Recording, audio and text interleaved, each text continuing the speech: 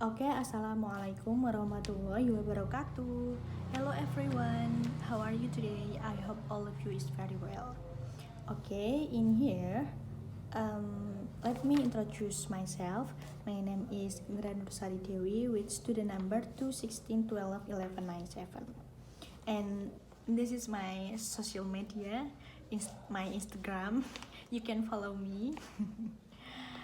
And then in here I will explain about defining performance objective.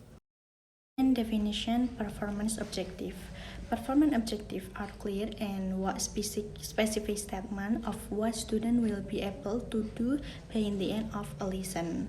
Jadi tujuan kinerja adalah tentang sesuatu, tentang apa yang akan dilakukan siswa atau apa yang akan didapatkan siswa dalam akhir sebuah pembelajaran. And then change state that the function of performance objective is to provide a means in relation to learning, provide a means in accordance with learning condition, provide direction in developing assessment, and assist student in the learning process. Jadi, Judge menyatakan bahwa fungsi performance objektif adalah memberikan layanan atau memberikan sarana dalam kaitannya dengan pembelajaran, kemudian memberikan sarana yang sesuai dengan pembelajaran, memberikan arahan dan mengembangkan penilaian, kemudian membantu siswa dalam upaya belajar mengajar. Contohnya, ketika kita belajar bahasa Inggris, jadi apa yang kita dapatkan di akhir pembelajaran bahasa Inggris? Jadi, siswa itu diharapkan untuk bisa lancar bahasa Inggrisnya, bisa mampu untuk menerapkan bahasa Inggrisnya, kemudian lancar dalam pronunciation-nya, memahami kosakatanya, dan masih banyak lagi. Nah, itu yang disebut dengan tujuan akhir pembelajaran. Jadi, dapat disimpulkan bahwa performance objektif adalah apa yang akan didapat, diterapkan, atau dilakukan siswa di dalam akhir pembelajaran. And then next is achieving performance objective. Nah, before we start activities learning, maka as a teacher we must have lesson plan atau mempunyai rencana pembelajaran. Nah, kemudian and when we writing lesson plan, kita itu harus memiliki gagasan yang luas tentang apa yang akan kita inginkan untuk mencapainya, dan kita juga harus memiliki pemahaman yang jelas tentang seberapa banyak materi yang didapatkan atau seberapa banyak materi yang dapat kita sampaikan kepada siswa dalam periode jangka waktu tertentu. Nah, kemudian di sini ada contoh lesson plan tentang grammar models for advice.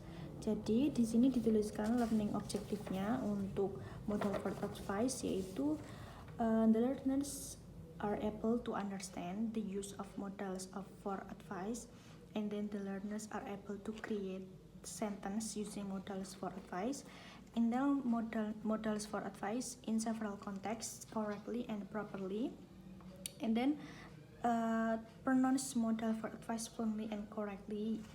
Nah, jadi di sini jelaskan bahwa di dalam ketika belajar grammar model for advice, learning objektifnya yaitu murid mampu menggunakan model for advice. Kemudian murid bisa membuat model kalimat menggunakan models for advice. Kemudian murid mampu menggunakan model for advice dengan tepat dan benar. Kemudian bisa melafalkan dengan fasih model for advice dengan benar. Kemudian di sini juga dituliskan di dalam lesson plan itu juga dituliskan tentang metode pembelajaran apa yang akan dilakukan siswa dengan menggunakan models for advice ini. Jadi di dalam lesson plan ini menggunakan metode communicative learning and role playing. Jadi di mana guru itu mengajak komunikasi siswa di dalam kelas dulu, ditanya apakah ada yang tahu tentang models for advice atau belum. Kemudian jika ada yang menjawab, diberi waktu untuk menjawab. Kemudian nanti guru akan membenarkan jika salah. Kemudian di akhir nanti guru akan menjelaskan tentang models for advice. Kemudian kemudian guru memberi tugas murid untuk membuat kelompok. Nah, dibagi per kelompok. Nah, di setiap kelompok itu membuat dialog tentang modals for advice. Nah, kemudian nanti diperankan ke depan kelas. Jadi murid bermain peran menggunakan dialog yang sudah dituliskan. Nah, kemudian nanti di akhir pembelajaran guru akan menanyakan apakah anak-anak sudah mengerti atau belum tentang modals for advice. Jikalau dirasa belum, maka guru bisa memberikan tugas PR di rumah, dikerjakan di rumah. Kemudian nanti di pertemuan selanjutnya masih membahas tentang modal for advice. Seperti itu. So, objective is like a compass yang mengarahkan siswa dan guru menuju pencapaian tujuan yang ingin dicapai pada akhir pembelajaran. Jadi, seperti yang sudah saya katakan tadi bahwa as a teacher, sebagai seorang guru, before we start to learn, untuk memulai sebuah pembelajaran, maka ya harus merancang sebuah rencana pembelajaran dan memilih materi yang sesuai, kemudian metode pembelajaran juga, dan mengembangkan nilai yang sesuai dengan hasil pembelajaran. Dan kesesuaian antara objektif dan pengajaran itu untuk memastikan bahwa kegiatan di kelas itu efisien, kondusif to student growth, untuk perkembangan murid. So, for educator, persist objectives as a foundation to build their teaching strategies. Jadi, objektif itu juga sebagai fondasi untuk membangun strategi pengajaran seorang guru. Jadi, when as a teacher give vision yang jelas tentang pembelajaran, maka siswa akan mengikuti dan mereka akan berpikir tentang pembelajaran itu. Jadi ketika seorang guru itu memberikan tujuan pembelajaran yang jelas tentang pembelajaran itu, atau guru itu menjelaskan tetapi tidak bersifat ambigu, bahasa yang ambigu, maka siswa akan lebih bisa berinteraksi, lebih bisa mengikuti saat pembelajaran. Nah, kemudian begitupun juga guru. Nah, ketika siswa itu bisa dapat mengikuti pembelajaran dan juga mau berinteraksi dalam pembelajaran, maka guru dengan mudah akan mengevaluasi di akhir pembelajaran nanti, akan mudah mengevaluasi apakah hasil yang diinginkan itu sudah tercapai atau belum. Last material is component performance objective. Yang number 1 is performance. Tujuan pembelajaran itu berpusat pada seorang peserta. Jadi seorang guru itu harus memiliki kinerja apa yang akan dilakukan siswa dalam hasil pembelajaran.